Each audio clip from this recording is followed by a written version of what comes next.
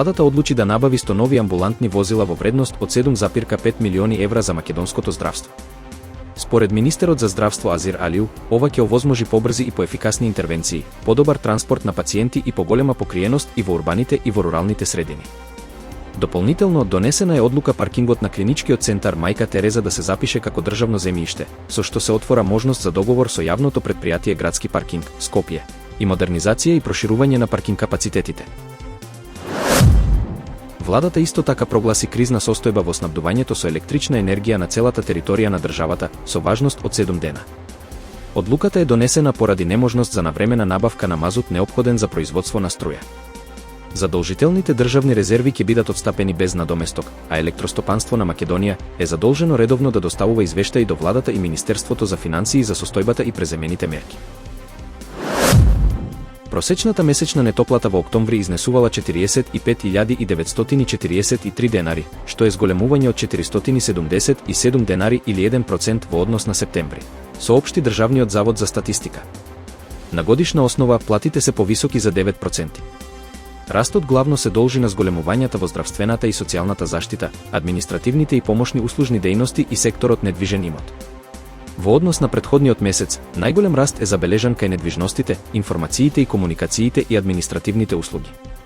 Просечната брутоплата во октомври изнесувала 69.089 денари. Македонскиот пасош се најде на 41-то место на листата на најмоќни пасоши во светот, според рангирањето на Хенлеу и неговите партнери. Ова представува напредок во однос на минатата година, кога пасошот беше на 45-та позиција. Со македонскиот пасош може да се патува без виза во 129 дестинации низ светот. Најдобар пласман Македонија имала во 2014 година, кога пасошот бил рангиран на 36-то место. Владата на Црна Гора одлучи повторно да ги укине визите за граѓаните на Турција, но дозволениот престој го намали од 90 на 30 дена, со цел спречување на нелегалната миграција и усогласување со визната политика на Европската унија. Одлуката е донесена без седница, врз основа на согласност на мнозинството министри.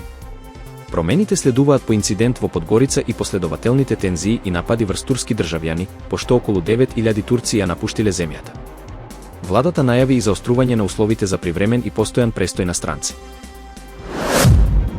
Грчкиот премиер Кириакос Мицотакис порача дека владата нема да подлегне на уцени од земјоделците кои протестираат поради доцнење на европските субвенции и зголемените производствени трошоци. Тој ги повика на диалог, но протестите продолжуваат со блокади на главните автопати низ земјата. Дел од земјоделците најавија привремено деблокирање за време на Божик. Мицотакис нагласи дека безбедноста на граѓаните е приоритет и дека сообраќајната полиција ќе реагира, признавајќи дека дел од барањата на земјоделците се оправдани. Празничната недела во Европа носи зголемен ризик од доцнења и откажани летови поради најавени штрајкови на аеродромски персонал. Најпогодени се аеродроми во Обединетото кралство, Шпанија и Португалија. Во Лондон, штрајкови на кабински екипаж може да влијаат врз летови од и кон Скандинавија, додека во Шпанија и Португалија прекините кај земјените служби најчесто значат редици, проблеми со багаж и поместување на летови. Најголем ризик имаат патниците со трансфери преку Лондон и Мадрид, па се препорачува дополнително време, помалку багаж и внимателно следење на известувањата од авиокомпаниите. Шефот на кабинетот на унгарскиот премиер, Гергели Гуљас, изјави дека воениот заем на Европската унија за Украина никогаш нема да биде вратен и дека ќе ја продолжи војната наместо да придонесе за мир. Тој истакна дека Унгарија спречила користење на замрзнатите руски средства, оценувајќи дека таквиот чекор би го загрозил европскиот пазар на капитал. Според него, Будимпешта, заедно со Чешка и Словачка, обезбедила исклучок од финансирањето преку заеднички долг, нагласувајќи дека Унгарија ќе остане надвор од војната и ќе ги поддржи мировните напори. Соединетите американски држави воведоа забрана за влез за 5 лица, меѓу кои и поранешниот еврокомесар Тиери Бретон, поради наводна цензура на американски интернет платформи. Санкциите ги опфатија и представници на организации што се борат против онлайн омраза и дезинформации.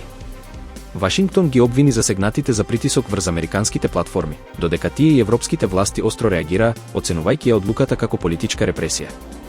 Франција и Европската унија нагласија дека законот за дигитални услуги е демократски донесен и не представува цензура, најавувајќи дека нема да отстапат од регулирањето на дигиталниот простор. Соединетите американски држави префрлиле авиони за специјални операции и транспортни авиони со воен персонал и опрема во Карипското море, објави Wall Street Journal. Според извори, во регионот пристигнале хеликоптери Ви-22 и авиони С-17 од бази поврзани со специјалните сили и ренџерите. Овие единици се обучени за инфилтрација, воздушна поддршка и обезбедување аеродроми. Јужната команда на САД не ги коментираше движењата, а распоредувањето се поврзува со зголемениот американски притисок врз Венецуела и заканите кон владата на Николас Мадуро. Јужнокорејската ракета Хамбит Нано експлодирала неколку минути по полетувањето од вселенската база Алкантара во Бразил, соопштија бразилските воздухопловни сили. Леталото, кое било без екипаж, претрпело аномалија и се урнало кратко по лансирањето. Станува збор за прв комерцијален лет на ракета лансирана од бразилска база. На местото на несреќата биле испратени воени и противпожарни екипи, а компанијата Innospace проведува истрага за причините. Ракетата требало да носи повеќе мали сателити и експериментални уреди во орбитата.